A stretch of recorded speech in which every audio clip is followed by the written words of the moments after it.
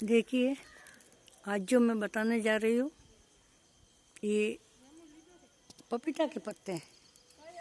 तो ये पपीता के पत्ते बुखार में काम आते हैं और नॉर्मल बुखार है तो भी आप दे सकते हो, और डेंगू मलेरिया है तो भी आप दे सकते हो। हम यहाँ पे आए हैं, यहाँ सब जड़ी बूटियाँ लगी हुई है, सब जड़ी बूटियाँ लगी हुई है। यहाँ पे सब जड़ी बूटियाँ लगाई है ये लोगों ने।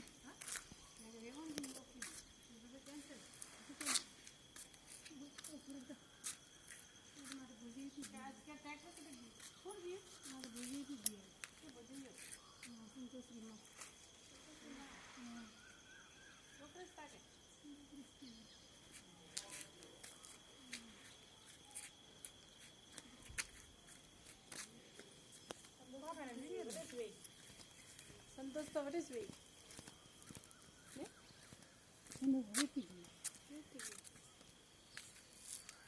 मारे बेटा मुंगरो दीदो तो खा पड़े पत्ता में।